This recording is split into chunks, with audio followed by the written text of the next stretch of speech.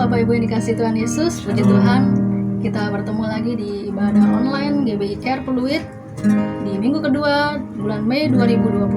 Meskipun melalui online, kita semua percaya bahwa Tuhan hadir dimanapun kita berada, dan biarlah lawatan Tuhan terjadi pada hari ini. Biarlah nama Tuhan dipermuliakan melalui puji-pujian penyembahan kita, dan kita semua diberkati melalui firman Tuhan yang akan dibagikan nanti. Mari Bapak Ibu, saya ajak untuk kita berdoa. Bapa yang baik, terima kasih Tuhan buat hari ini. Kami mengucap syukur Tuhan, kami boleh datang lagi ke hadapan-Mu Tuhan. Biarlah Tuhan Yesus, segala puji-pujian kami Tuhan, kami naikkan ke hadirat-Mu Tuhan dengan hati yang tulus Tuhan. Terima kasih Tuhan, ampuni segala dosa kami Tuhan. Sucikan, kuduskan kami Tuhan, layakkan kami Tuhan untuk ada di hadapan Engkau Tuhan Yesus. Terima kasih banyak Tuhan, terpuji-pujilah nama Tuhan. Hanya di dalam nama Yesus Tuhan, kami siap memuji dan menyembah Engkau Tuhan. Haleluya, haleluya. Amin. Then sings my soul, my Savior God, to Thee. How great Thou art! How great Thou art! Then sings my soul, my Savior God, to Thee. How great Thou art! How great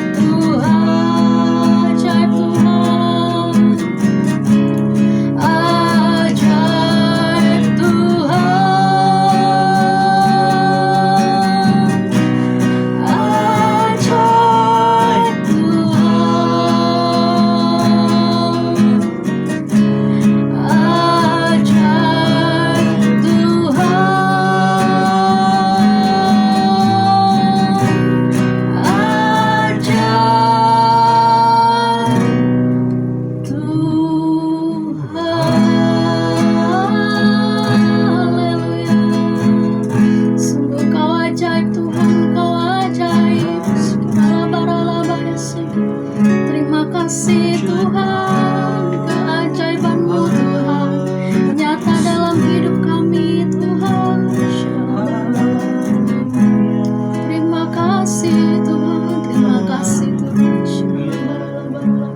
Terima kasih ya Tuhan Yesus, terima kasih Tuhan, sungguh Engkau ajaib Tuhan, Engkau ajaib ya Tuhan Yesus, Engkau dahsyat, Engkau besar Tuhan. Tuhan, kalau pada kesempatan hari ini juga Tuhan, kami mau bawa dalam doa ya Tuhan, untuk para pemimpin kami ya Tuhan, dan juga kami juga membawa dalam doa Tuhan untuk bangsa kami Indonesia Tuhan. Kami berdoa Tuhan, kiranya lawatan Tuhan terjadi untuk Indonesia Tuhan.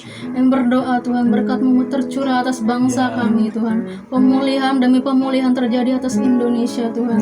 Biar damai sejahtera Tuhan Engkau curahkan Tuhan atas negeri kami ya Tuhan. Biar banyak jiwa-jiwa diselamatkan Tuhan. Terima kasih Tuhan. Terpujilah nama Tuhan, Kau berkati Presiden dan Wakil Presiden kami Tuhan. Kiranya roh hikmat daripada Engkau tercurah atas hamba-Mu ini Tuhan. Biarlah Tuhan nama Tuhan boleh dipermuliakan melalui kehidupan daripada hamba-Mu ini Tuhan Yesus. Biarlah Tuhan setiap keputusan yang diambil Tuhan semua berdasarkan untuk kepentingan bersama Tuhan. Bukan untuk kepentingan golongan Tuhan, tapi untuk kepentingan bersama Tuhan, untuk memajukan negeri ini Tuhan. Kau pakai Tuhan Presiden kami dan Wakil Presiden kami Tuhan. Kami juga berdoa untuk kota Jakarta Tuhan. Lawatan Tuhan terjadi untuk kota Jakarta Tuhan. Tuhan yang berikan keamanan ya Tuhan. Pulihkan Tuhan kota kami ini Tuhan, di dalam nama Tuhan Yesus. Setiap orang-orang yang Tuhan terdampak karena virus corona Tuhan, kami berdoa Tuhan, biar ada pemulihan Tuhan, biar mereka boleh mengalami lawatan Tuhan. Terima kasih Tuhan. Kami berdoa untuk Gubernur DKI ya Tuhan, kiranya Tuhan juga berikan hikmat Tuhan untuk hamba-Mu ini Tuhan, untuk dapat memimpin dengan bijaksana ya Tuhan Yesus. Terima kasih Tuhan, berikan roh takut akan Tuhan kepada para pemimpin kami ya Tuhan, dan juga untuk pemimpin kami di gereja kami Tuhan, yang kami kasihi Tuhan, untuk Bapak Niko Nyatora Harjo Tuhan sebagai gembala sidang kami Tuhan. Kami percaya Tuhan bahwa Tuhan Engkau terus Tuhan memakai hamba-Mu Tuhan menjadi kepala bukan ekor Tuhan. Kau pakai hamba-Mu Tuhan Yesus untuk terus naik dan bukan turun Tuhan. Engkau yang berikan Tuhan hikmat-Mu Tuhan, visi yang daripada Engkau Tuhan untuk hamba-Mu Tuhan. Berikan kesehatan juga Tuhan. Terima kasih, juga berkati keempat wakilnya Tuhan. Tuhan, kami juga bawa dalam doa Tuhan untuk gembala rayon kami Bapak Budianto Totong Tuhan, yang berdoa kiranya Tuhan Yesus, biarlah kasih sayang-Mu Tuhan terus melingkupi daripada hamba-Mu ini Tuhan. Hikmat daripada Engkau Tuhan, roh takut akan Tuhan lebih lagi Tuhan. Tuhan berikan juga visi yang daripada Engkau yang lebih besar lagi Tuhan Yesus untuk hamba-Mu Tuhan. Berikan kesehatan juga untuk hamba-Mu Tuhan. Untuk gembala kami juga di GBI Care Fluid Tuhan, Bapak Ajis dan berserta keluarganya Tuhan Yesus, kami berdoa Tuhan, kiranya damai sejahtera Tuhan mengalir atas keluarga ini Tuhan, dan hikmat-Mu turun atas hamba-Mu Tuhan Yesus. Terima kasih Tuhan Yesus, terima kasih pemulihan Tuhan bagi hamba-hamba-Mu ini Tuhan Yesus. Berikan kesegaran, berikan roh yang menyala-nyala lebih lagi Tuhan untuk melayani Engkau Tuhan Yesus, dan juga Tuhan untuk umat-Mu Tuhan di GBI Care Fluid Tuhan, semua para pengerja dan jemaat-Mu Tuhan Yesus. Kami berdoa di dalam nama-Mu Tuhan, kiranya ada pemulihan Tuhan. Mereka yang sakit Tuhan sembuhkan, mereka yang berbeban berat Tuhan berikan kelegaan Tuhan, mereka yang dalam kesulitan ekonomi Tuhan berikan kelepasan Tuhan. Tuhan berikan jalan keluar Tuhan. Mereka yang kesulitan dalam pekerjaan Tuhan berikan jalan keluar Tuhan. Mereka yang mengalami banyak masalah Tuhan, berikan jalan keluar, berikan kelegaan Tuhan. Karena kami percaya Tuhan, ketika kami datang kepada Engkau Tuhan, Engkau yang memberikan kami kelegaan, Engkau yang berjanji Tuhan untuk memberikan kelegaan bagi kami yang datang ke hadapan-Mu ya Tuhan. Terima kasih Tuhan, berkati setiap umat-Mu ya Tuhan yang telah setia Tuhan, telah setia mengikuti Engkau Tuhan, meskipun di masa-masa pandemi corona Tuhan. Biarlah Tuhan, roh kami terus menyala-nyala Tuhan, biarlah kami terus boleh melayani Engkau Tuhan di dalam kehidupan kami sehari-hari. Terima kasih Tuhan, terpuji-pujilah nama-Mu Tuhan. Di dalam nama Yesus Tuhan kami berdoa, bersyukur Tuhan. Haleluya, amin. Haleluya. Bapak Ibu yang kasih Tuhan, saya percaya bahwa di hari-hari ini mungkin banyak kita yang mengalami kesesakan, tetapi saya juga percaya bahwa firman Tuhan berkata, datanglah kepadaku yang letih lusuh, maka Dia akan memberikan kita kelegaan. Oleh karena itu, jangan lagi kita letih. Mari kita bersama-sama, kita mau bekerja lebih giat lagi di dalam ladangnya Tuhan Yesus. Haleluya. Kita katakan lagu ini, jangan lelah.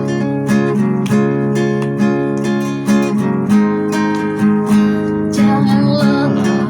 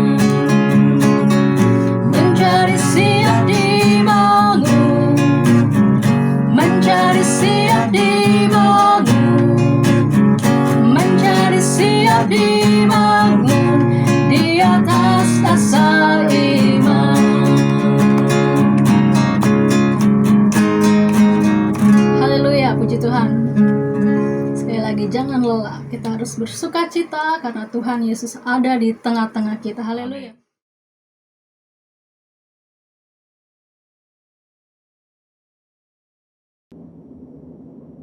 Shalom saudara, dalam Voice of Pentecost kali ini kita akan membahas bagaimana caranya mengikuti kehendak Bapa.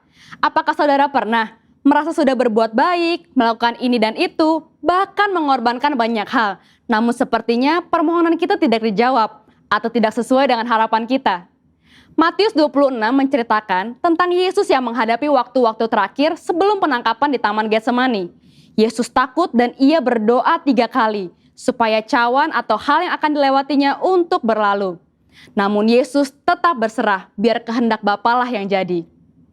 Seringkali kita berdoa dan meminta supaya doa kita dijawab.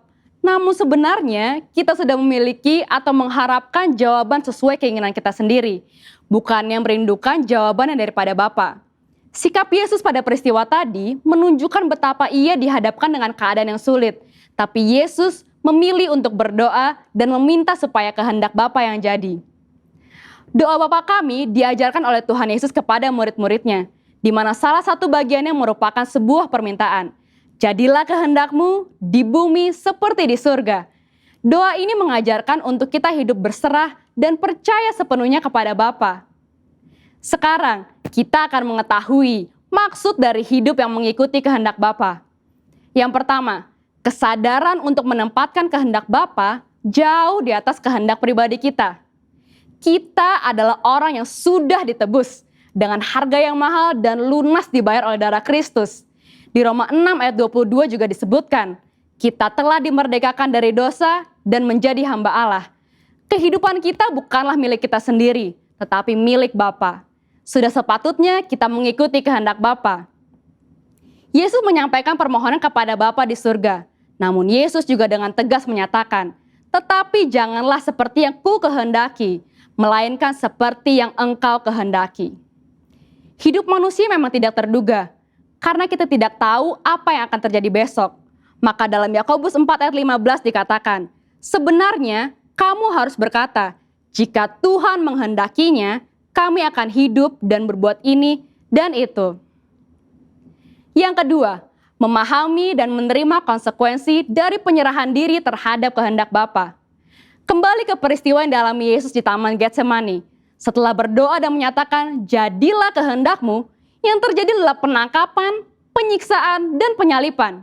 Tetapi Yesus tetap taat dan menjalankan kehendak Bapa tersebut dengan tulus hati. Rasul Paulus menjelaskan lebih lanjut dalam Filipi 2 ayat 7-8. Yesus merendahkan dirinya untuk melakukan kehendak Bapa. Demikian juga kita temukan di kisah Ayub. Tentu kita mengingat betapa hidup Ayub diberkati oleh Allah. Lalu dalam seketika Ayub mengalami pencobaan yang begitu berat.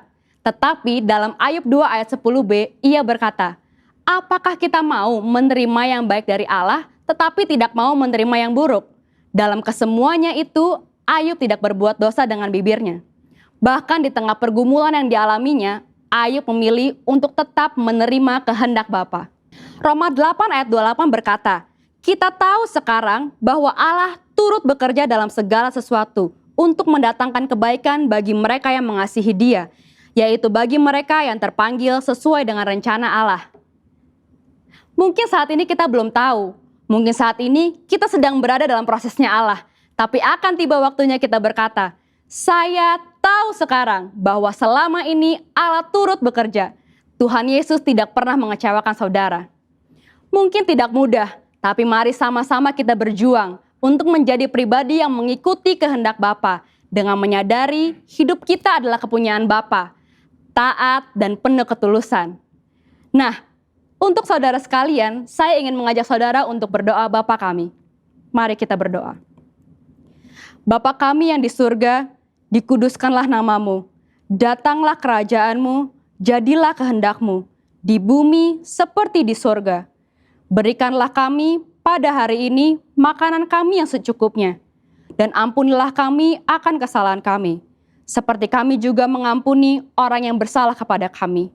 Dan janganlah membawa kami ke dalam pencobaan, tetapi lepaskanlah kami daripada yang jahat, karena Engkaulah yang mempunyai kerajaan dan kuasa dan kemuliaan sampai selama-lamanya. Amin. Untuk penjelasan lebih lanjut dari tim teologi kami, silakan klik link yang ada di atas atau scan QR Code yang tersedia. Salam integritas, Tuhan Yesus memberkati.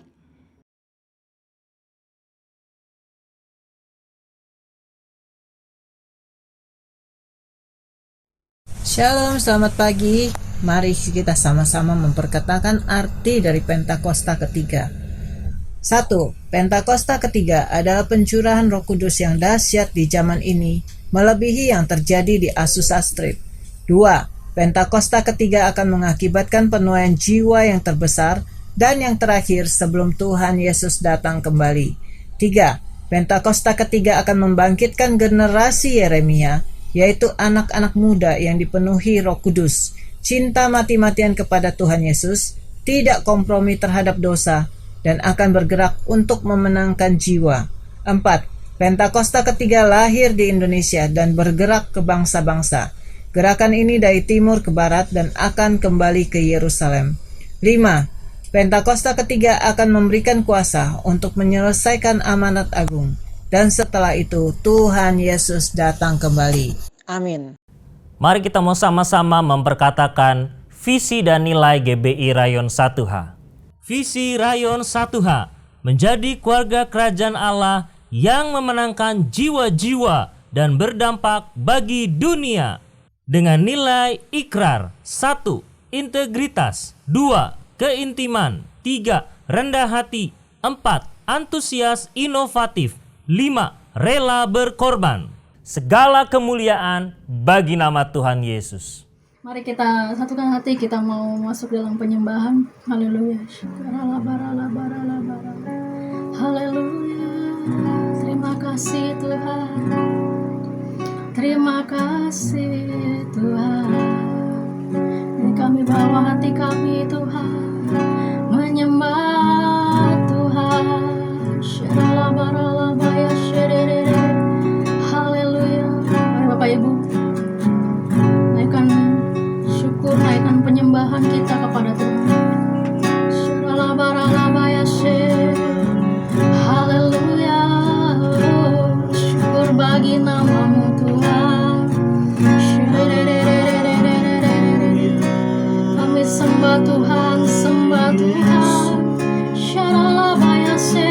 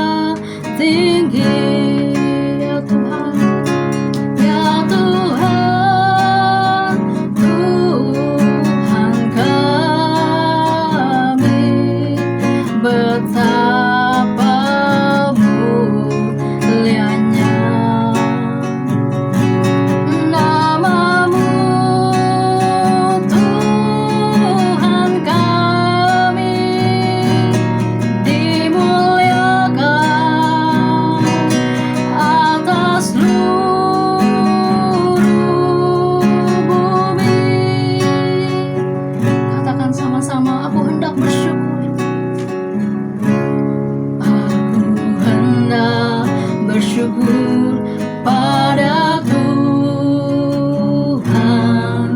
karena keadilannya, dan bermazmur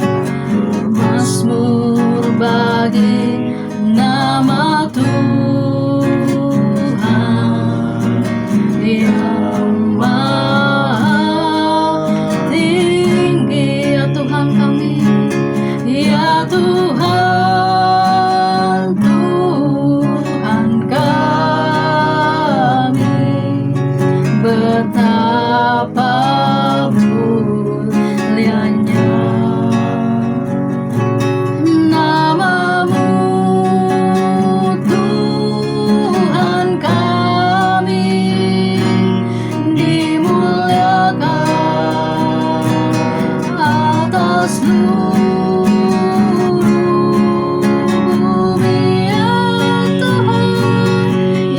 Tuhan, Tuhan kami, betapa mulianya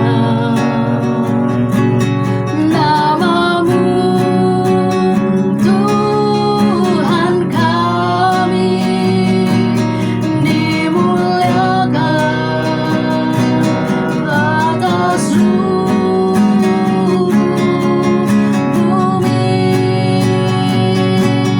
Ya Tuhan, Tuhan kami, betapa mulianya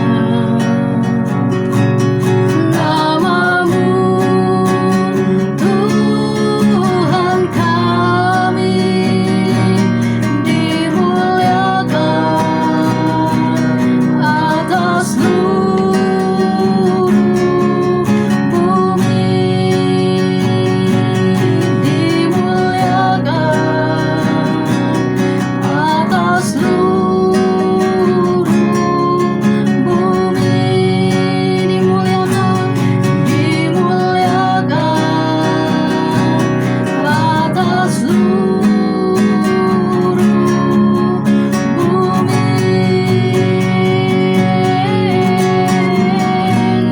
Yang kami muliakan Tuhan. Haleluya, mari kita sembah Dia lagi, sembah Dia. Haleluya, syarabaya syerererererererere, ikarata sabakarabaya syerererererere. Haleluya, haleluya. Iralabaralabaralabaralabaya syerererere, ikarata karabarabarabarabaralabaya syerererererere. Kami sembah Engkau Tuhan, karena Engkaulah yang Tuhan, Engkaulah yang adil, Engkaulah yang dahsyat, Engkaulah yang perkasa Tuhan. Kita karabaya syarabarabaralabaya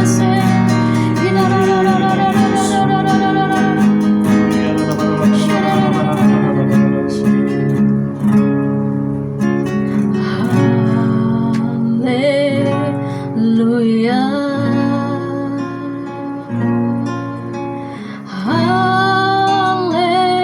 haleluya. Bagi anak domba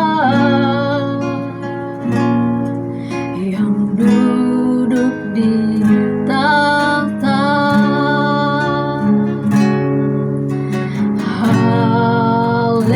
haleluya,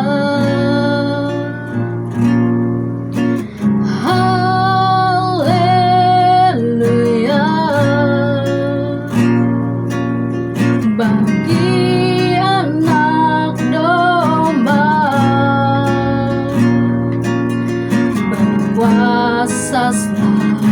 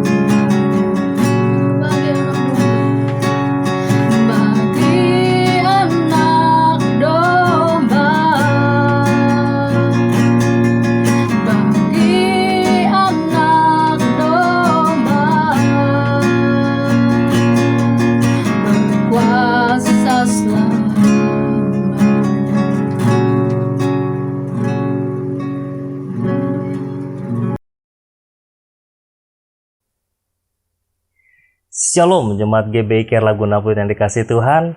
Bersyukur bila hari ini kita boleh sama-sama kembali beribadah kepada Tuhan dan kita akan sama-sama belajar merenungkan kebenaran firman Tuhan. Mari sebelumnya kita boleh sama-sama masuk dalam doa untuk mempersiapkan hati kita menerima kebenaran firman Tuhan yang akan disampaikan.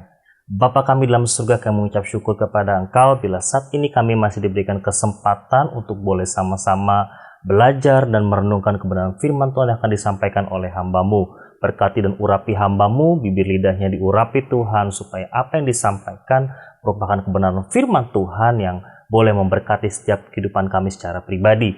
Bahkan Tuhan, setiap umat-Mu Bapa, kiranya Kau berkati sehingga diberikan iluminasi Tuhan, diberikan pencerahan akan setiap kebenaran firman Tuhan yang disampaikan. Dan bila mana ada kuasa roh iblis, roh jahat Tuhan yang mencoba mengambil benih-benih ilahi yang akan ditaburkan, kami tolak kuasanya di dalam nama Yesus Kristus. Dan kami siap Tuhan untuk sama-sama belajar dan merenungkan kebenaran firman Tuhan. Di dalam nama Tuhan Yesus Kristus sama-sama katakan, amin. Sekali lagi, shalom buat kita semua dan salam sehat. Salam integritas di dalam Tuhan kita Yesus Kristus.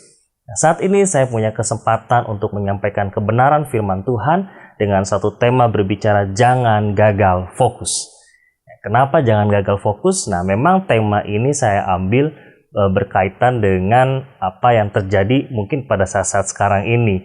Ya, terlebih lagi juga kita sedang memperingati atau dalam rentetan peristiwa atau memperingati dari mulai Jumat Agung di mana kita memperingati kematian Tuhan Yesus Kristus untuk menebus dosa umat manusia. Kemudian ada hari Paskah di mana Tuhan Yesus Kristus bangkit untuk mengalahkan kuasa maut. Dan ada satu momen lagi di mana Tuhan Yesus akan naik ke surga.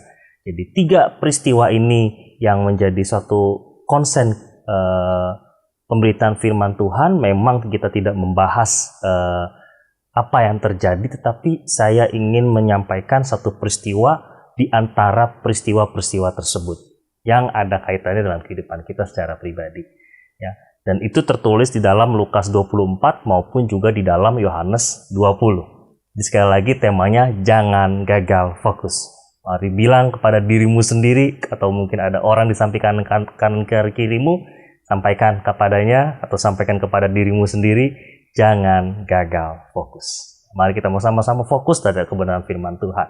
Nah, masalah dan pergumulan dalam kehidupan umat manusia atau kita sebagai orang percaya itu tidak pernah berhenti. Ya, seringkali kita gagal fokus juga ketika menghadapi masalah atau pergumulan hidup. Ya, sesungguhnya ketika kita menghadapi yang namanya masalah atau pergumulan, harusnya kita fokus kepada Tuhan, bukan kepada masalah atau pergumulan tersebut. Saya yakin masalah dan pergumulan itu berbeda-beda pada setiap pribadi manusia atau dalam setiap keluarga, dalam setiap unit pasti berbeda. Ya, apalagi di tengah-tengah pandemi ini memang satu masalah khususnya yaitu apa? Pandemi COVID-19. Tetapi pribadi ataupun keluarga-keluarga punya masalahnya sendiri. Dalam keluarga mungkin orang tua dengan anak, suami dengan istri, ataupun dengan kerabat, masalah bisa saja terjadi. Mungkin dalam dunia pekerjaan sekarang banyak yang kehilangan pekerjaan, banyak yang mengalami PHK, mungkin juga THR nggak keluar. Banyak sekali masalah-masalah yang terjadi. Baik dalam segi keuangan, ekonomi, pendapatan mulai menurun. Kita nggak tahu apa yang terjadi dalam kehidupan kita itu kita nggak bisa prediksi 1 atau 2 hari ke depan. Jangankan 1-2 hari, 1 bulan, 1 tahun, kita nggak bisa tahu. Terlebih lagi soal pandemi COVID-19 ini, bahkan ada yang mengatakan bisa sampai 2024. Karena virus corona ini terus bermutasi, karena sudah ada 2 jenis mutasi yang menjadi gelombang kedua daripada pandemi COVID-19 ini. Nah, kita nggak tahu. Dan yang kita tahu dan kita percaya bahwa Tuhan izinkan semua ini terjadi. Ya. Karena saya percaya setiap masalah dan pergumulan hidup dalam kehidupan orang percaya ada dalam tangan kuasa Tuhan. Sebab itu ketika kita menghadapinya, kita harus menyerahkan kembali setiap masalah pergumulan itu kepada Tuhan. Makanya jangan gagal fokus. Jangan kita malah fokus kepada masalah dan pergumulan hidup kita, tapi kita kehilangan fokus kepada pribadi yang menjadi solusi atau jalan keluar dari setiap masalah kita. Jadi Seringkali saya katakan tadi kita gagal fokus. Seharusnya kita bisa tetap fokus kepada Tuhan karena Tuhanlah yang akan memberikan kita kekuatan yang dahsyat, memberikan kita solusi dan jalan keluar. Sekalipun kita nggak tahu apa yang menjadi solusi. Banyak pemerintah sedang mengusahakan vaksinasi. Negara-negara ada yang melakukan lockdown, ada yang melakukan ini dan itu untuk upaya keluar dari pandemi COVID-19 ini. Tapi itu usaha manusia yang bisa kita lakukan. Selebihnya ya kita hanya percaya dan berharap kepada Tuhan. Jadi di masa pandemi ini, kalau kita merenungkan, sudah 2 kali kita merayakan Jumat Agung di tengah-tengah pandemi. Sudah 2 kali kita merayakan Paskah kebangkitan Tuhan Yesus Kristus di tengah-tengah pandemi. Sekalipun pada waktu Paskah sebelumnya, banyak hamba-hamba Tuhan yang mengatakan bahwa setelah Paskah pasti pandemi ini berlalu. Setelah kebangkitan Tuhan pasti pandemi ini akan dikalahkan. Bahkan ada yang mengatakan ketika Tuhan Yesus naik ke surga peringatannya, maka pandemi ini pun akan hilang.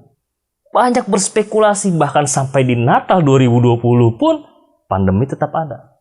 Dan kita sudah masuk di tahun 2021, kita sudah merayakan Jumat Agung, memperingati Jumat Agung kembali, memperingati Paskah kembali, dan juga akan memperingati kenaikan Tuhan Yesus ke surga.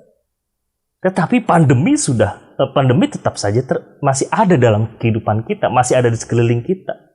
Ya. Artinya, saya ingin mengatakan begini. Pandemi tidak pernah kita bisa lihat kapan ujungnya, kapan berakhirnya. Banyak sekali hamba-hamba Tuhan yang juga dipanggil melalui pandemi COVID-19 ini. Artinya mereka meninggal, mereka kembali ke pangkuan Bapa di surga, itu melalui pandemi COVID-19 ini. Apakah mengurangi bahwa atau memiliki suatu stigma bahwa kalau orang kena COVID kena kutuk? Jangan. Karena cara kematian seseorang itu tidak menentukan dia pergi ke surga atau ke neraka. Cara kematian bisa apa saja kecuali bunuh diri. Ya, itu pasti berdosa. Tapi apapun caranya, kena penyakit COVID, kayak kena penyakit jantung, kena penyakit apapun. Tidak sedikit banyak hamba-hamba Tuhan yang di masa pandemi ini berpulang ke rumah Bapa di surga. Belum lama ini pun, beberapa hari yang lalu, seorang hamba Tuhan muda yang dipakai Tuhan secara luar biasa, membawa impact yang besar kepada generasi muda, Raditya Olowan juga dipanggil Tuhan. Juga ada dosen di kampus saya, Pak Stefano Ambesa juga dipanggil Tuhan. Karena memang ada satu penyakit yang lain, bukan COVID-19. Jadi banyak, kalau kita berpikir banyak sekali, bukan hanya jemaat, bukan hanya orang-orang yang tidak percaya Tuhan yang dipanggil Tuhan. Hamba-hamba Tuhan pun banyak yang dipanggil Tuhan di masa pandemi ini. Tapi jangan sampai kita berpikir bahwa ini pandemi ini adalah suatu kutukan, pandemi adalah sebuah hukuman dari Tuhan. Justru kita harus belajar di tengah-tengah pandemi ini bagaimana kita bisa mengimaninya atau kita bisa tetap fokus kepada Tuhan. Bahkan kalau kita melihat di sekeliling kita, pandemi ini membuat banyak orang-orang hopeless. Bahkan tidak sedikit yang akhirnya abai dengan prokes. Dan juga tidak sedikit orang-orang yang sudah putus harapan dan mengakhiri hidupnya di masa pandemi ini. Yang biasanya mungkin tiap tahun angka bunuh diri itu sekian, di tengah-tengah pandemi ini mengalami peningkatan yang signifikan. Jadi, kita sebagai orang percaya pun jangan sampai kehilangan fokus. Makanya ada 2 kitab yang akan kita bahas pada pagi hari ini, baik dalam Lukas 24, ada 2 pasal, maupun juga Yohanes 20 dengan temanya jangan gagal fokus. Ya. Jadi, kalau kita melihat di sini, ya, kita akan buka dulu di dalam Yohanes pasal yang ke-20 ayat yang ke-13. Saya tidak akan baca semua di dalam Lukas 24 maupun di Yohanes 20, tapi kan saya ambil beberapa ayat-ayat saja untuk supaya kita nanti bisa dibaca kembali dalam renungan kita secara pribadi, supaya kita memahami apa yang dimaksudkan di dalam Yohanes 20 maupun juga di Lukas 24. Nah, sekarang Yohanes 20 ayat yang ke-13. Demikian kebenaran firman Tuhan. Kata malaikat itu kepadanya, "Ibu, mengapa engkau menangis?" Jawab Maria kepada mereka, "Tuhanku telah diambil orang dan aku tidak tahu di mana ia diletakkan."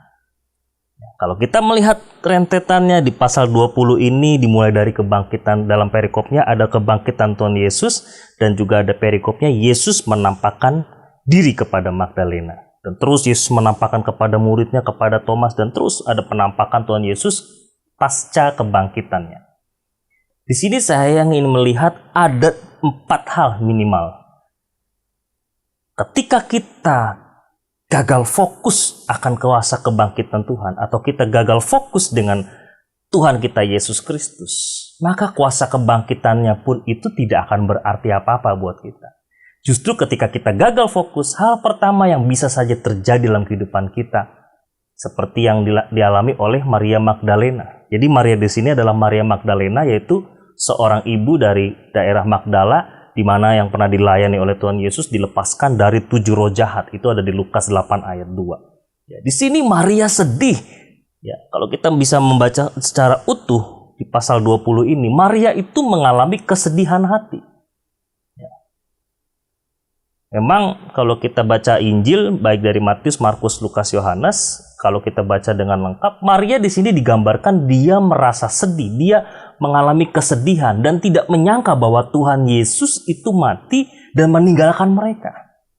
Bahkan ketika di hari yang ketiga, yang seharusnya mereka percaya bahwa Tuhan Yesus akan bangkit pada hari yang ketiga, Maria masih tetap sedih dan tidak mengamini atau tidak memiliki keyakinan bahwa Tuhan Yesus telah bangkit.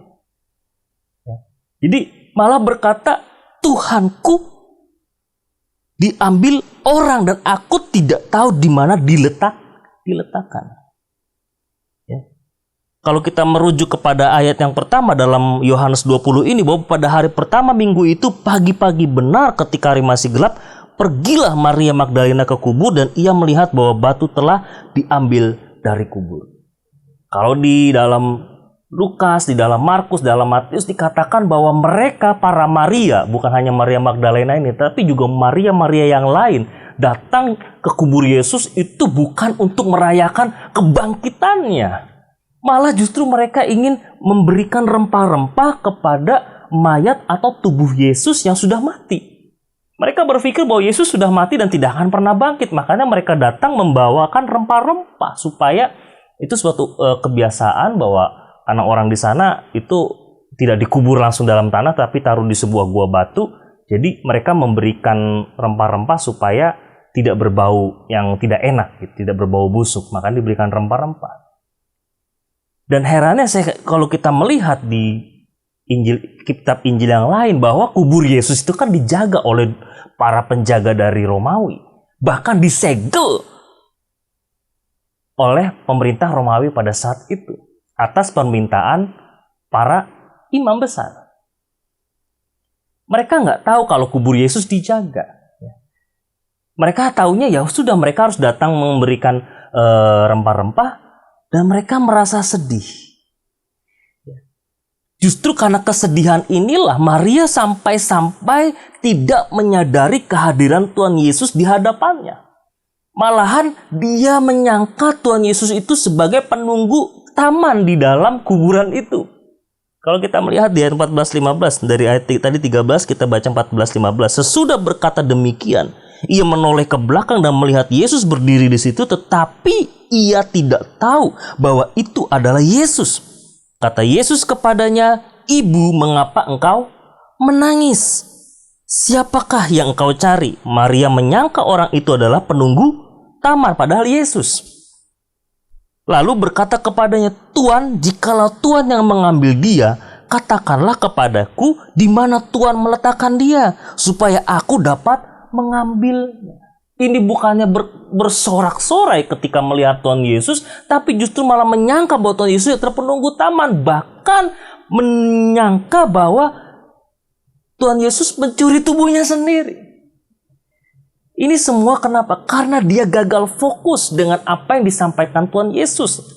Apa sih yang disampaikan Tuhan Yesus kalau kita melihat dalam Lukas 24 ayat 5 dan 6? Dua malaikat yang bertemu dengan Maria itu sempat mengatakan kepada Maria. Lukas 24 ayat 5 dan ke-6. Mereka sangat takut dan menundukkan kepala, tetapi kedua orang itu berkata kepada mereka, "Mengapa kamu mencari dia yang hidup di antara orang mati? Ia tidak ada di sini, ia telah bangkit. Ingatlah apa yang dikatakannya kepada kamu ketika ia masih di Galilea." Apa yang dikatakan? Ayat 7, yaitu bahwa anak manusia harus diserahkan ke tangan orang-orang berdosa dan disalibkan, dan akan bangkit pada hari yang ketiga. Tetapi Maria tidak pernah mengamininya, sehingga dia merasa sedih, merasa galau ketika dia kehilangan Tuhan Yesus. Malaikat sudah mengatakannya, tetapi justru memang di Lukas tidak ditulis peristiwa yang ditulis oleh Yohanes. Maka saya katakan Injil dari Matius, Markus, Lukas, Yohanes bukannya berbeda, tetapi saling melengkapi. Dan tidak berbicara mana yang duluan, peristiwanya mana rentetannya, nggak perlu kita menyelidiki itu. Tetapi kita harus melihat bahwa semua kitab dari Matius, Markus, Lukas, Yohanes saling melengkapi setiap kejadian-kejadian yang ditulis dengan ketika perjanjian itu sama-sama ditulis, mereka akan saling melengkapi. Khususnya juga dalam ketika Maria datang ke kubur Tuhan Yesus dan bertemu malaikat, bahkan bertemu dengan Tuhan Yesus, dia tidak menyadari bahwa itu adalah Tuhan Yesus. Dan sampai pada akhirnya di ayat 16 di Yohanes 20 ayat 16 dikatakan, kata Yesus kepadanya, Maria. Maria berpaling dan berkata kepadanya dalam bahasa Ibrani, Rabuni, artinya guru. Baru di situ Maria menyadari bahwa orang yang disangkanya penunggu taman, orang yang disangkanya mencuri mayat atau tubuh Tuhan Yesus, itu adalah Tuhan Yesus sendiri. Dia baru menyadari, baru kaget. Oh, Rabuni, guru. Jadi saya ingin mengatakan begini. Dari satu hal, ini poin yang pertama.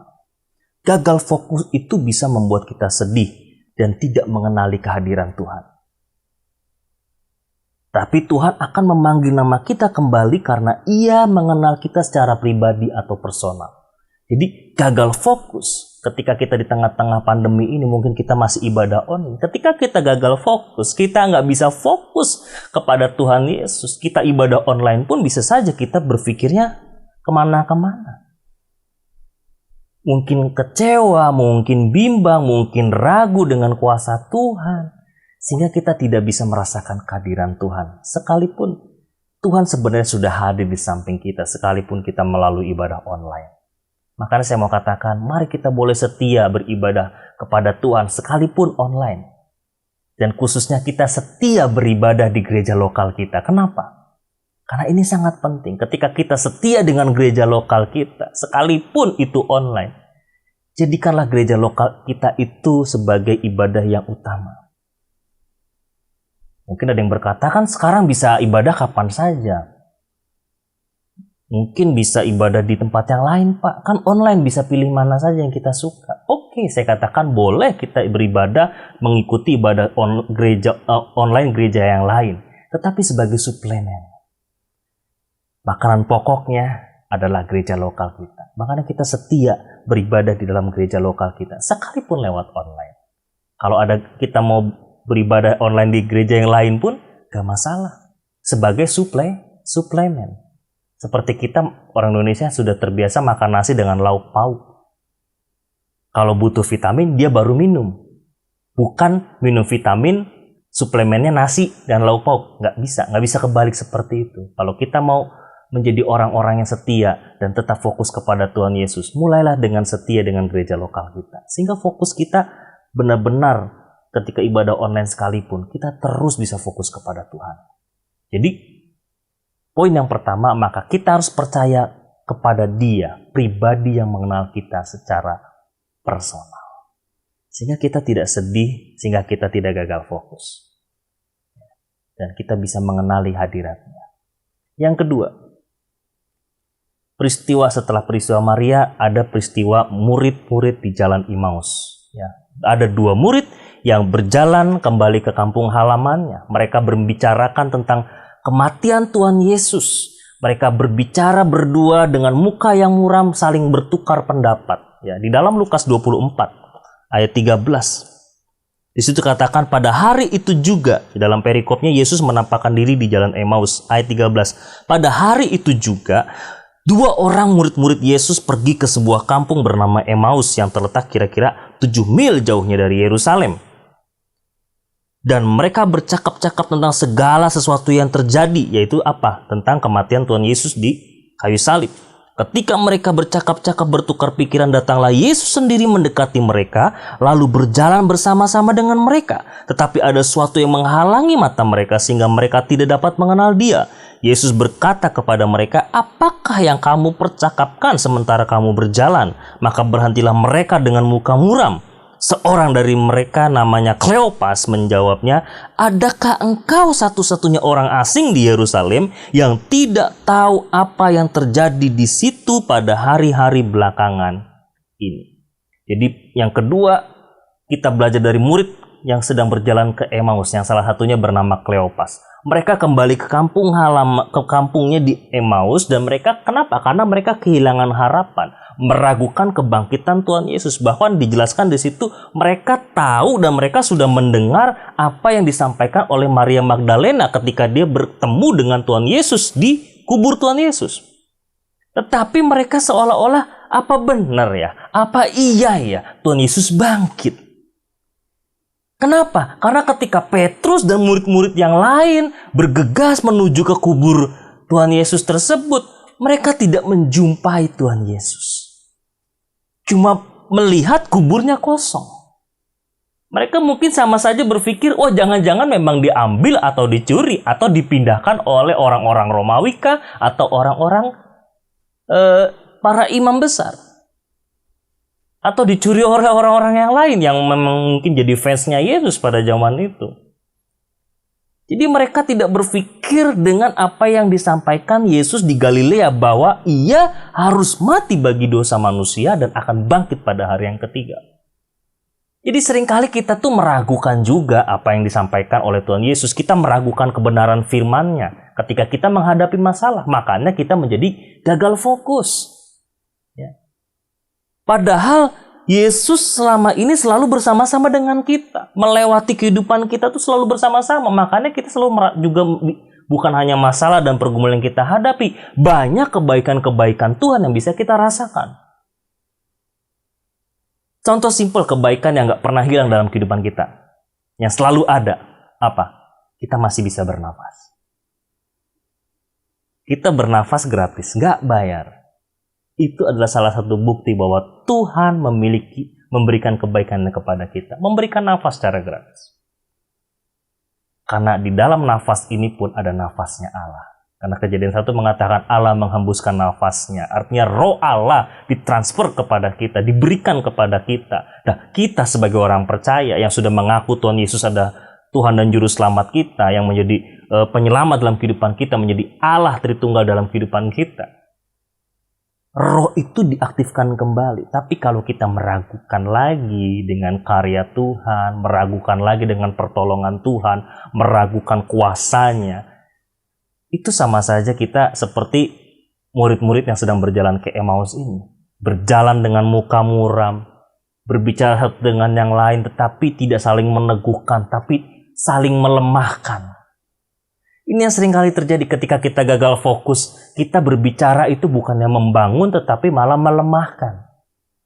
Ada orang datang curhat sama kita mungkin, atau kita curhat dengan orang yang kita anggap sebagai orang yang lebih rohani daripada kita. Tapi kalau kita sama-sama gagal fokus, bukannya saling membangun, atau salah satunya membangun, dua-duanya malah menjadi bikin down. Bukan yang membangun tapi menghancurkan. Nah, makanya di sini Tuhan Yesus hadir jalan bersama-sama dengan mereka, tapi mereka menyangka Yesus orang asing. Nah, inilah yang lucu. Padahal Tuhan itu selalu ada dalam kehidupan kita, tapi kadang-kadang kita menganggap Tuhan Yesus itu sebagai orang asing. Apa sih maksudnya? Ketika kita punya masalah, ketika kita punya pergumulan, kita nggak lari atau cari Tuhan. Kita malah berusaha dengan dengan kemampuan kita sendiri, dengan usaha kita sendiri. Nah, itu sama saja menganggap Tuhan Yesus itu sebagai orang asing. Padahal kita sudah menyatakan diri sebagai orang yang percaya kepada Tuhan Yesus. Tapi ketika ada masalah dan pergumulan, kita malah membuat Tuhan Yesus seperti orang asing. Nah, seperti murid-murid di Emmaus ini, sehingga akhirnya mereka tidak mengenal siapa Tuhan Yesus. Sama seperti Maria tadi ketika dia meragukan kebangkitan Tuhan Yesus pada hari yang ketiga. Dengan apa meragukannya? Dia satu sedih. Dia membawa rempah-rempah bahwa mayat Tuhan Yesus itu perlu dilumuri dengan rempah-rempah yang mereka bawa. Artinya mereka tidak percaya kebangkitan Tuhan Yesus. Nah, ketika orang tidak percaya, ketika orang tidak melibatkan Tuhan, menganggap Tuhan sebagai orang asing, maka apa yang terjadi?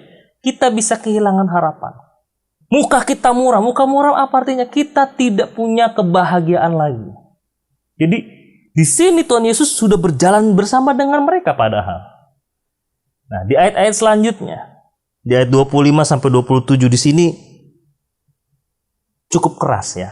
Tuhan Yesus menegur mereka bodoh dan akhirnya Tuhan Yesus mengajarkan mereka kembali tentang kitab-kitab para nabi dan kitab Musa. Nah, di dalam Lukas 24 ayat yang ke-25 sampai 27, demikian firman Tuhan. Lalu ia berkata kepada mereka, "Hai kamu orang bodoh, betapa lambannya hatimu." Sekali lagi ya, "Hai kamu orang bodoh, betapa lambannya hatimu sehingga kamu tidak percaya segala sesuatu yang telah dikatakan para nabi." Teguran ini sangat keras. Ayat 26, "Bukankah Mesias harus menderita semuanya itu untuk masuk ke dalam kemuliaannya?" Jadi si dua orang ini, si Kleopas dan temannya menjelaskan bahwa Yesus mati, Yesus disalibkan, Yesus sudah dikuburkan. Dia memang pernah sih berkata dia akan bangkit pada hari yang ketiga. Dia sih pernah berkata dia adalah anak Allah, dialah Mesias yang dijanjikan. Iya sih dia menyatakan dirinya kepada Maria, tapi tidak kepada para muridnya. Sehingga apa yang terjadi? Mereka meragukan. Mereka gagal fokus. Sehingga akhirnya apa? Yesus menegur mereka dengan keras. Ya, dikatakan, "Kamu orang bodoh, hatimu sangat lamban." Ya, ayat 27, "Lalu ia menjelaskan kepada mereka apa yang tertulis tentang dia dalam seluruh kitab suci, mulai dari kitab Musa dan segala kitab nabi-nabi." Jadi Tuhan Yesus kasih private itu selama perjalanan mereka dari keluar Yerusalem sampai ke Emmaus. Yesus berbicara tentang kitab para nabi yang tertulis dalam perjanjian lama, mungkin kitab Daniel, pokoknya semua yang tentang nubuatan Tuhan Yesus dia ceritakan dan dia jelaskan. Jadi Tuhan Yesus mengajar mereka. Dan ketika dia menerima pengajaran dari Tuhan Yesus dengan kitab-kitab tersebut, sebenarnya hati mereka sudah bergejolak, bergelora, tapi mereka tidak merasakan bahwa yang mengomong sama mereka sepanjang perjalanan dari keluar Yerusalem sampai ke Emmaus adalah Tuhan Yesus sendiri. Justru ketika mereka makan bersama-sama, saat itu ceritanya Yesus mau melanjutkan perjalanan, tapi mereka bilang, "Udah menginap dulu saja di tempat kami, di kampung mereka di Emmaus." Ketika makan, Yesus memecahkan roti dan memberikan kepada mereka, dan terbukalah mata mereka. Dan mereka memiliki semangat untuk memberitakan Injil. Ya, di ayat 30-34 dikatakan di situ, "Waktu ia duduk dengan mereka, ia mengambil roti, mengucap berkat dan memecah-mecahkannya dan memberikannya kepada mereka. Ketika itu terbukalah mata mereka dan mereka pun mengenal dia, tetapi ia lenyap dari tengah-tengah mereka." Dan kata seorang dengan yang lain, "Bukankah hati kita berkobar-kobar?" Saya katakan tadi, ketika ia berbicara dengan kita di tengah jalan dan ketika ia menerangkan kitab suci kepada kita. Lalu bangunlah mereka dan terus kembali ke Yerusalem. Di situ mereka mendapati ke-11 murid. Mereka sedang berkumpul bersama-sama dengan teman-teman mereka. Ya, kata mereka itu, "Sesungguhnya Tuhan Yesus telah bangkit dan telah menampakkan diri kepada Simon." Lalu kedua orang itu pun menceritakan apa yang terjadi di tengah jalan, bagaimana mereka mengenal dia dan pada waktu ia memecah-mecahkan roti. Jadi di sini Tuhan Yesus membukakan mata mereka, tapi tidak langsung serta-merta seperti Maria tinggal dipanggil Maria, enggak. Tuhan Yesus berikan dulu pencerahan lewat kitab-kitab para nabi. Dan hati mereka bergelora, tapi mereka tidak peka. Jadi orang yang gagal fokus itu Yang kedua, kehilangan sukacita, mukanya muram, putus asa. Bahkan memposisikan Tuhan itu sebagai pribadi yang asing, padahal dia adalah Bapa kita yang baik. Jadi kalau kita gagal fokus itu kita kehilangan sukacita, putus asa, bahkan memposisikan Tuhan itu sebagai pribadi yang asing, sehingga seolah-olah saya harus bisa melewati masalah ini sendiri, saya bisa melewati pergumulan ini sendiri. Padahal Tuhan Yesus bilang, kalau kamu punya masalah pergumulan, datang pada saya, aku akan memberikan kelegaan padamu. Ya, jadi di sini sangat sayang sekali ketika kita gagal fokus. Maka perlu bagi kita kembali merenungkan kebenaran firman Tuhan. Poinnya, karena di situ Tuhan Yesus menjelaskan kitab para nabi kepada mereka. Jadi saya mengambil kesimpulan bahwa hal yang kedua, supaya kita tidak gagal fokus. Yang pertama tadi kan kita harus percaya bahwa dia adalah pribadi yang mengenal kita secara personal. Yang kedua, kita perlu kembali merenungkan segala firman Tuhan sebagai makanan rohani dari Tuhan. Jadi kebenaran firman Tuhan ini adalah makanan rohani bagi kita untuk mengenal pribadi Tuhan. Untuk mengenal setiap janji-janji Tuhan. Jadi ketika kita punya masalah pergumulan, lari atau kuncinya cuma ada satu di dalam kebenaran firman Tuhan ini. Karena firman Tuhan ini up to date. Dialah Alfa dan Omega yang tertulis. Pribadinya ada di surga sana, Tuhan kita Yesus Kristus. Dia menuliskan pribadinya ada di dalam kitab suci yang kita sama-sama baca. Jadi yang kedua, jangan gagal fokus, tapi kita harus bisa terus merenungkan kebenaran firman Tuhan dan melakukannya. Sehingga kita tidak mudah kehilangan sukacita dan kehilangan damai sejahtera. Saya senang ada satu statement dari seorang ulama yang berkata begini, jangan paksa seseorang untuk membaca kitab suci, tapi paksalah mereka membaca kehidupanmu. Artinya apa? Kalau kita mau jadi berkat buat orang lain, kalau kita mau memberikan sukacita kepada orang lain, jangan kita bawa kitab ini kemana-mana. Tapi taruhlah kitab ini ke dalam hatimu, ke dalam perbuatanmu, ke dalam ucapanmu. Sehingga kita nggak jadi gagal fokus. Kita tetap sukacita, kita bisa tetap bergembira, tidak putus asa, tidak kehilangan harapan, dan muka kita tidak muram. Itu kuncinya, ya. Supaya kita bisa terus bertumbuh dalam Tuhan. Nah, yang ketiga, itu murid-murid. Para murid di situ diceritakan dalam Yohanes 20 ayat 19. Ketika hari sudah malam, pada hari Minggu pertama minggu itu berkumpullah murid-murid Yesus satu tempat dengan pintu-pintu yang terkunci karena mereka takut kepada orang-orang Yahudi. Pada waktu itu datanglah Yesus berdiri tengah-tengah mereka dan berkata, damai sejahtera bagi kamu. Jadi yang ketiga, tadi yang pertama Maria yang bersedih hati dan kehilangan harapan, tidak percaya kepada janji Tuhan. Yang kedua, murid-murid yang berjalan ke Emmaus yang sudah putus asa, mereka sudah kehilangan sukacita, mukanya muram, ya, dan tidak lagi mengenali Tuhan Yesus. Dan yang ketiga, ini murid-murid yang sedang berkumpul di suatu tempat yang terkunci, di suatu ruangan. Saya yakin ini tempatnya adalah upper room di mana mereka melakukan perjamuan terakhir ketika sebelum Tuhan Yesus disalibkan. Mereka berkumpul di tempat tersebut dan mereka mengunci rapat. Kenapa? Karena mereka ketakutan dengan orang-orang Yahudi. Jadi saya ingin nyatakan begini. Orang yang gagal fokus itu memiliki ketakutan ketika menghadapi masalah atau pergumulan hidupnya. Jadi orang yang gagal fokus tadi yang pertama sedih. Yang kedua kehilangan harapan. Orang yang gagal fokus yang ketiga itu memiliki ketakutan ketika menghadapi masalah dalam kehidupan atau pergumulan dalam kehidupannya. Ya, di sini para murid mengalami ketakutan itu karena mereka apa? Mereka kehilangan figur seorang guru yang selama ini ada di depan mereka, yang melakukan mujizat, yang melakukan perbuatan-perbuatan yang ajaib. Sekalipun ini peristiwa setelah Maria bersaksi kepada mereka bahwa Maria bertemu dengan Tuhan Yesus. Ditambah lagi ini dengan juga kesaksian dari orang-orang yang berjalan ke Emmaus tadi, murid-murid yang berjalan ke Emmaus. Kleopas pasti langsung berbicara kepada Simon kan tadi. bahwa Tuhan Yesus sudah bangkit. Bahkan mungkin Simon sudah ketemu sama dia sebenarnya, tapi mereka tidak menyadari bahwa itu adalah Tuhan Yesus. Sama seperti ketika mereka berjalan ke Emmaus, tidak menyadari selama ini yang berjalan bersama mereka adalah Tuhan Yesus. Jadi murid-murid di situ tetap memiliki ketakutan dan mereka bersembunyi dari orang Yahudi dan dalam ruangan terkunci. Jadi orang yang gagal fokus itu mengurung dirinya, mengunci dirinya, bersembunyi dari masalah. Mungkin bukan hanya dari masalah, tapi juga dari orang-orang sekitarnya.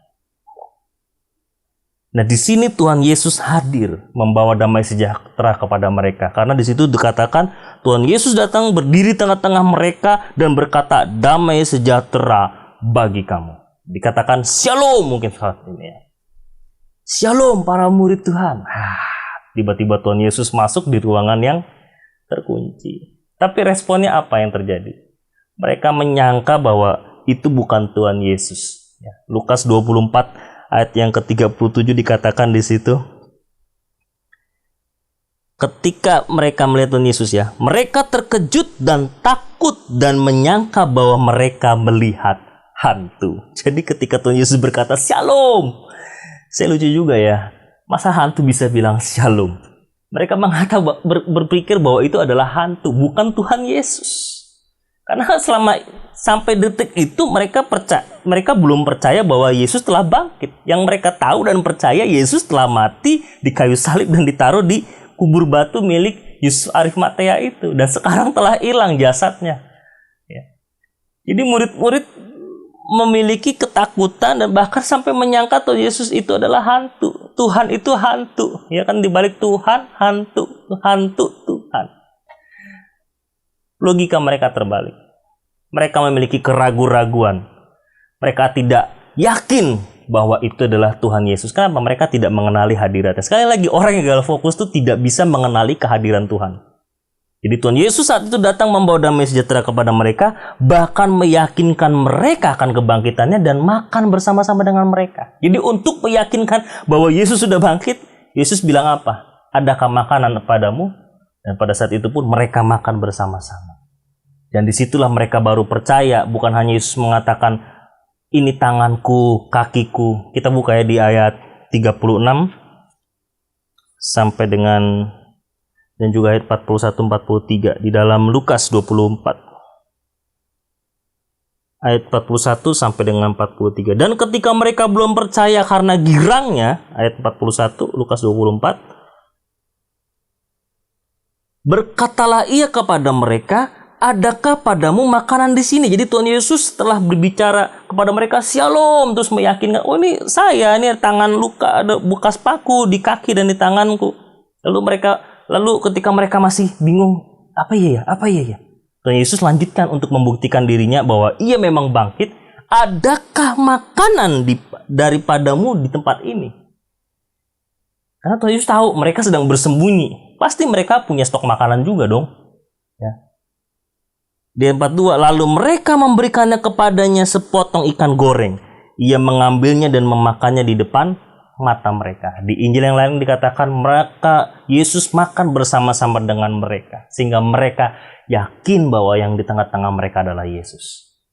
Ya, jadi gagal fokus, saya katakan tadi, membuat kita ketakutan dan bisa membuat kita ketakutan dalam menghadapi masalah atau pergumulan hidup. Ya, bahkan kita tidak bisa membedakan Tuhan dan hantu dalam kehidupan rohani kita, sehingga kita tidak bisa tahu atau peka mana suara Tuhan, mana suara hantu. Jadi solusinya yang ketiga, maka kita perlu percaya dengan iman dan tidak meragukan akan kuasa kebangkitan dan mujizatnya. Jadi yang ketiga, supaya kita tidak gagal fokus, maka kita harus percaya dengan iman tanpa ragu dengan kuasa dan mujizat. Amin. Itu yang ketiga. Dan yang terakhir, dari Maria Magdalena, murid yang berjalan ke Emmaus, murid-murid yang berkumpul di ruangan yang terkunci. Yang keempat, Petrus dan para murid di Danau Tiberias. Ketika mereka sudah bertemu dengan Tuhan Yesus di upper room tersebut, mereka kan disuruh untuk bertemu dengan Tuhan Yesus di tempat di mana Tuhan Yesus terangkat naik ke surga. Tapi mereka mampir dulu nih ceritanya ke Danau Galilea. Mereka di pinggir pantai, dan di dalam Yohanes 21 kalau kita melihatnya, saya akan bacakan ayat yang kedua sampai dengan yang keempat. Di pantai itu berkumpul Simon Petrus, Thomas. Jadi Simon Petrus, ya, karena ini murid pentingnya Tuhan. Thomas, kenapa disebutkan di sini? Karena Thomas sempat meragukan kebangkitan Tuhan Yesus. Akhirnya Yesus menampakkan diri secara pribadi dengan Thomas yang disebut Didimus ini. Nathanael dari Kana yang di Galilea, anak-anak Zebedeus, dan 2 orang murid lainnya yang tidak disebutkan namanya. Artinya ini murid-murid mungkin dalam lingkar satunya Tuhan Yesus. Ya, 12 murid. Kata Simon kepada mereka, "Aku pergi menangkap ikan." Kata mereka kepadanya, "Kami pergi juga dengan engkau." Mereka berangkat lalu naik ke perahu, tetapi malam itu mereka tidak menangkap apa-apa. Ketika hari mulai siang, Yesus berdiri di pantai, akan tetapi murid-murid itu tidak tahu bahwa itu adalah Yesus. Jadi sekali lagi, mereka masih tidak bisa mengenali kehadiran Tuhan Yesus. Kenapa? Yang ketiga, ketika kita gagal fokus, kita bisa saja kembali kepada kehidupan lama kita. Bahkan meninggalkan Tuhan Yesus karena kita sudah tidak lagi bisa mengenali Tuhan Yesus. Jadi orang yang gagal fokus itu bisa saja kembali kepada masa lalunya. Dia mungkin sudah bertobat dari satu kesalahan, dia bertobat dari satu dosa, tapi ketika dia gagal fokus, ketika menghadapi masalah dia gagal fokus, tidak fokus kepada Tuhan tapi fokus pada masalahnya, dia kembali lagi jatuh ke dalam kehidupannya yang lama. Memang ada yang berkata di sini Petrus dan para murid yang lain memang tidak benar-benar serius untuk kembali lagi menjadi nelayan. Tetapi ini kan iseng banget gitu loh. Iseng banget disuruh Tuhan Yesus, ketemu di Tuhan Yesus di suatu tempat, ya di Bukit Zaitun di mana Tuhan Yesus naik ke surga. Mereka justru malah pergi memancing, menangkap ikan. Di mana ini adalah profesi mereka sebelum mengenal Tuhan Yesus. Sebelum mereka dipanggil untuk menjadi para muridnya. Nah, di situ Yesus berdiri, tetapi juga mereka tidak mengenal mereka. Mereka tidak mengenal Tuhan Yesus. Dan sekali lagi, Tuhan Yesus tidak pernah berhenti untuk memberikan peneguhan kepada para muridnya bahwa Dia telah bangkit. Dia ada bersama-sama dengan para muridnya. Tuhan Yesus berdiri di pinggir pantai Danau Tiberias tersebut dan berkata kepada mereka, "Tebarkanlah jalamu ke sebelah kanan." Ayat 5 dan 6 ya. Dalam Yohanes. Kata Yesus kepada mereka, "Hai anak-anak, adakah kamu mempunyai lauk pauk?" Jawab mereka, "Tidak ada." Jadi Tuhan Yesus sekalipun, kalau saya implementasikan dalam kehidupan kita sekarang, sekalipun kita sudah tidak lagi mengenali Tuhan Yesus, sekalipun kita sudah mungkin melupakan dan mulai kembali kepada kehidupan kita yang lama, Tuhan Yesus pasti tetap memperhatikan apa yang kita butuhkan. Tuhan Yesus tetap memperhatikan kehidupan kita secara pribadi. Maka di sini pun dikatakan, "Hai anak-anak, adakah kamu mempunyai lauk pauk?" Jawab mereka, "Tidak ada."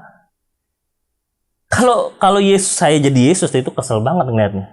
Ini orang disuruh kumpul di satu tempat untuk bersama-sama dengan murid yang lain, para pengikut yang lain, untuk menyaksikan Tuhan Yesus naik ke surga. Ini malah mancing, malah menangkap ikan di Danau Tiberias. Kan kurang kerjaan. Mending mereka menginjil. Enggak, mereka kembali lagi kepada pekerjaan mereka yang lama. Sekalipun ada yang mengatakan, "Oh enggak, ini enggak tetap." Memang penggunaan kata di situ memang bukan kata yang continuity atau terus-menerus mereka akan menjadi seorang nelayan lagi, enggak. Tetapi kan iseng banget gitu loh. Nah, kita pun ketika gagal fokus, kadang-kadang kita suka isengnya adalah, gue daripada jadi orang Kristen juga begini-begini aja deh, kembali lagi deh ke jalan yang lama deh.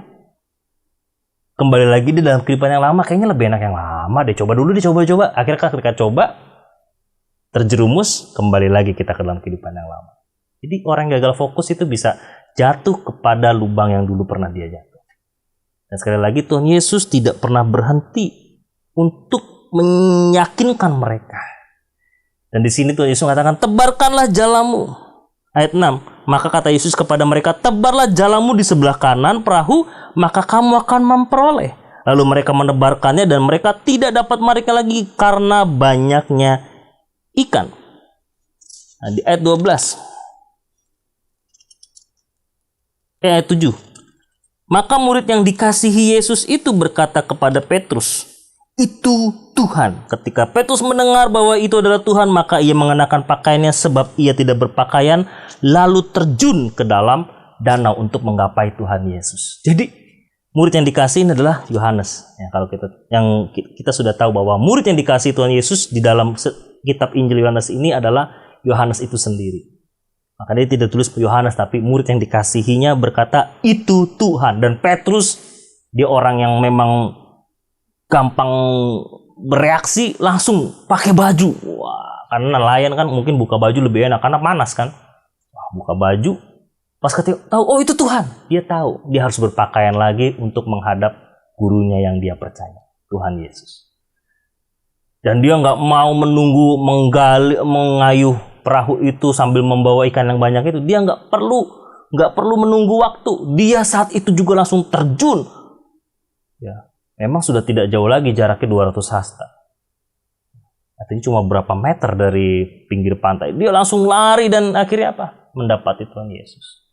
Jadi Tuhan Yesus di sini ingin mengatakan menyadarkan mereka tentang panggilan dan tujuan mereka. Jadi kepada panggilan pertama mereka. Kan pertama kali Petrus dipanggil juga dengan hal yang serupa. Suruh menebarkan jala dan akhirnya jala mereka penuh dan akhirnya dikatakan, "Marilah engkau menjadi penjala manusia, tidak lagi menjadi penjala ikan." Jadi mengingatkan kepada Petrus dan para murid yang lain, kan aku udah gue bilang, lu itu bukan penjala ikan. Tapi kamu sekarang adalah penjala manusia. Ngapain lu iseng banget sih nangkep ikan di pinggir danau Tiberias? Mungkin begitu gaya bahasa gaulnya Tuhan Yesus ya. Iseng banget sih gitu kan. Nah, jadi janganlah kita kembali lagi pada kehidupan yang lama. Jadi, dan kalau kita lihat di waktu yang lalu saya sampaikan bicara tentang percakapan Tuhan Yesus dengan Petrus. Dia menanyakan bagaimana, apakah engkau mengasihi aku sampai 3 kali dengan istilah yang berbeda dari mulai agape, filia, sampai pada akhirnya Tuhan Yesus berkata, "Apakah engkau filia kepadaku?" Dan Petrus menjawab, "Ya Tuhan, aku ini memang filia sama engkau. Aku ini philos sama engkau. Not agapao, not agape." Bukan agape sama Tuhan. Dia yakin dia nggak sanggup untuk mengasihi Tuhan Yesus seperti Allah mengasihi manusia. Karena agape adalah pemakaian kata untuk kasih Allah kepada manusia. Makanya Petrus tahu. Kenapa? Dan ketika saya renungkan kemarin saya berpikir bahwa wah, Petrus nggak sanggup nih untuk bisa mengorbankan dirinya. Sekalipun pada akhirnya Petrus mati seperti Tuhan Yesus disalib tapi terbalik. Dia mengorbankan dirinya untuk memberitakan Injil. Ternyata di sini Petrus sudah menyadari apa yang Tuhan Yesus katakan di dalam Yohanes 15. Kenapa ketika ditanya kok Petrus bersikuku, "Aku filia sama Tuhan, aku philos sama Tuhan." Ya, dalam Yohanes 15 ayat yang ke-13 sampai dengan 17. Saya bacakan buat kita semua. Tidak ada kasih yang lebih besar daripada kasih seorang sahabat. Ayat 13. Tidak ada kasih yang lebih besar daripada kasih seorang yang memberikan nyawanya untuk sahabat-sahabatnya. Kamu adalah sahabatku jikalau kamu berbuat apa yang kuperintahkan kepadamu. Aku tidak menyebut kamu lagi hamba, sebab hamba tidak tahu apa yang diperbuat oleh tuannya. Tetapi aku menyebut kamu sahabat, karena aku telah memberitahukan kepada kamu segala sesuatu yang telah kudengar dari Bapa-Ku. Bukan kamu yang memilih aku, tetapi akulah yang memilih kamu. Dan aku telah menetapkan kamu supaya kamu pergi dan menghasilkan buah, dan buahmu itu tetap, supaya apa yang kamu minta kepada Bapa dalam namaku diberikannya kepadamu. Inilah perintahku kepadamu, kasihlah seorang akan yang lain. Dan kasih yang harus ada di sini apa? Kasih yang rela berkorban. Memang menggunakan kata agape. Tapi di sini dikatakan tidak ada kasih yang besar selain seorang sahabat yang mengorbankan nyawanya untuk sahabat-sahabatnya. Makanya Petrus terus mengatakan, "Aku philos sama Tuhan, aku filia sama Tuhan." Artinya apa? Dengan kasih filia inilah Petrus mau mengorbankan nyawanya untuk memberitakan Injil. Apakah kita juga mau sama seperti itu? Jadi di poin yang keempat ini, Gagal fokus memang membuat kita bisa kembali ke dalam kehidupan lama, bahkan bisa meninggalkan Tuhan Yesus dan tidak mengenali lagi Tuhan Yesus. Maka kita perlu untuk tetap setia, mengingat kembali kasih yang semula kepada Tuhan Yesus, sehingga iman kita kembali lagi berkobar dan kita memiliki kasih yang mau berkorban. Ya, bukan hanya sekedar kasih agape, tapi kasih filia. Seperti yang tertulis dalam Yohanes 15 ayat 13-17. Kasih yang mau berkorban untuk mempertaruhkan nyawanya bagi sahabat-sahabatnya. Karena Tuhan Yesus mengatakan kita semua adalah sahabat Allah. Mari kita mau renungkan kebenaran firman Tuhan ini bersama-sama. Jadi jangan kita gagal fokus ketika menghadapi masalah atau pergumulan hidup. Tetap fokus kepada Tuhan Yesus. Ya, jadi yang pertama, saya merangkum bahwa kalau kita tidak mau gagal fokus, yang pertama, percaya bahwa Dia mengenal kita secara pribadi. Yang kedua, renungkanlah firman-Nya dan lakukanlah kebenaran firman-Nya. Yang ketiga, tidak takut dan ragu untuk menjalani hidup ini. Jangan punya roh takut atau punya ketakutan, tapi mari kita berani untuk menjalani kehidupan ini. Yang keempat, tetap pada panggilan Tuhan, tidak melihat ke belakang. Ya, tetap pada panggilan Tuhan, tidak melihat ke belakang. Dan yang terakhir, yang kelima, kembali dan memegang kasih yang semula dan sejati kepada Tuhan Yesus Kristus. Terpujilah nama Tuhan. Mari kita bersatu dalam doa. Terima kasih Tuhan Yesus, hamba-Mu telah selesai Tuhan menyampaikan kebenaran isi hati Tuhan kepada setiap kami yang mendengarkan. Berkati Tuhan setiap anak-anak-Mu, biarlah mereka diberikan pewahyuan, diberikan iluminasi dari kebenaran firman Tuhan ini, sehingga benih ilahi yang ditaburkan boleh tertanam, berbuah, berkembang, dan menjadi berkat Tuhan bagi kehidupan mereka secara pribadi, bahkan juga kepada orang-orang sekeliling mereka, sehingga mereka tidak gagal fokus Tuhan dalam menghadapi masalah dalam kehidupan mereka, pergumulan kehidupan mereka Tuhan, baik keluarga, baik masalah dalam pekerjaan, masalah dalam usaha, dalam pelayanan, dimanapun Tuhan, mereka semuanya boleh tetap fokus kepada Tuhan, tetap percaya, dan tetap Tuhan memegang teguh janji-janji Tuhan. Terima kasih Tuhan untuk kebenaran firman-Mu. Di dalam nama Tuhan Yesus Kristus kami telah berdoa mengucap syukur. Haleluya. Amin. Sekali lagi saya mau sapa kita semua. Shalom.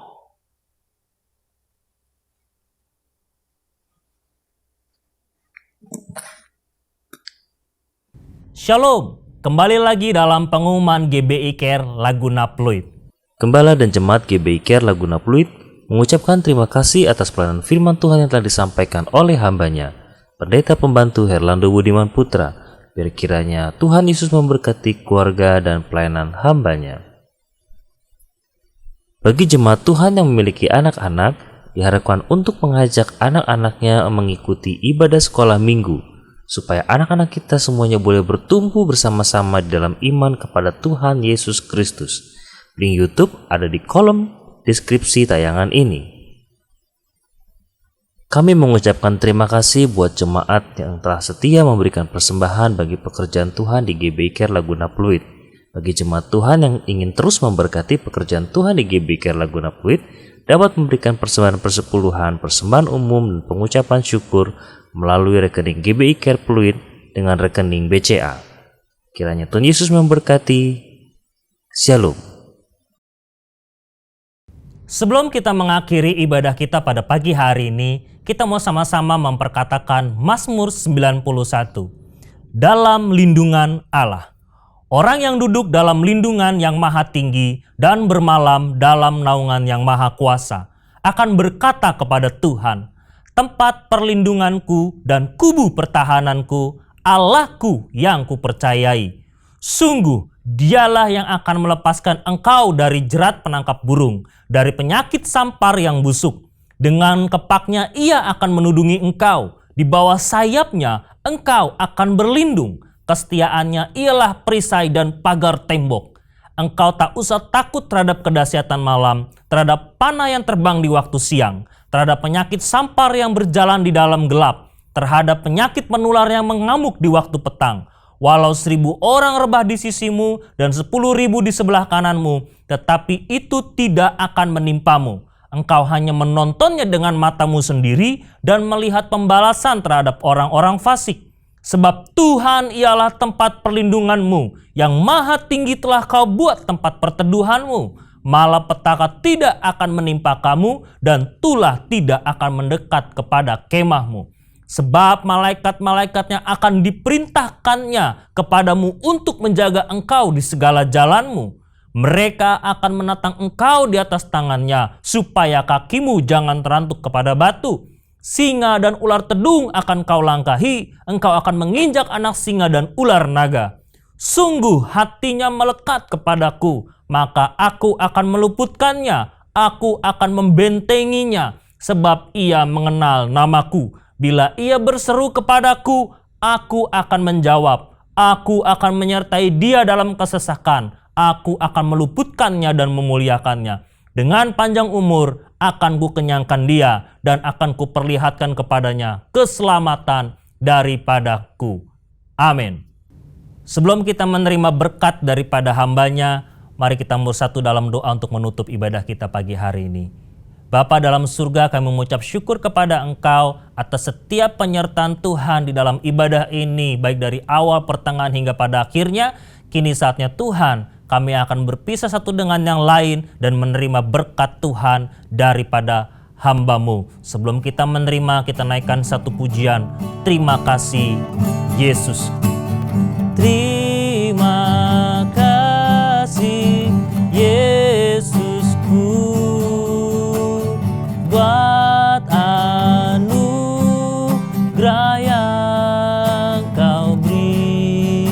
Sebab hari ini Tuhan adakan syukur bagimu, syukur bagimu, syukur bagimu, syukur bagimu, syukur bagimu.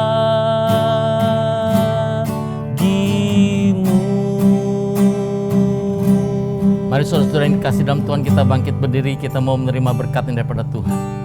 Saudara-saudara yang dikasih Tuhan, terimalah berkat sukacita, damai sejahtera, kasih karunia yang begitu besar daripada Allah Bapa yang telah diberikan kepada kita masing-masing melalui anak yang tunggal, yaitu Tuhan kita Yesus Kristus. Di dalam pertolongan, penghiburan, dan persekutuan dengan Roh Kudus menyertai kita pada saat ini, bahkan sampai Tuhan datang menjemput kita di awan-awan, bahkan sampai selama-lamanya. Mari kita yang percaya, kita akan sama-sama amin. Tuhan memberkati.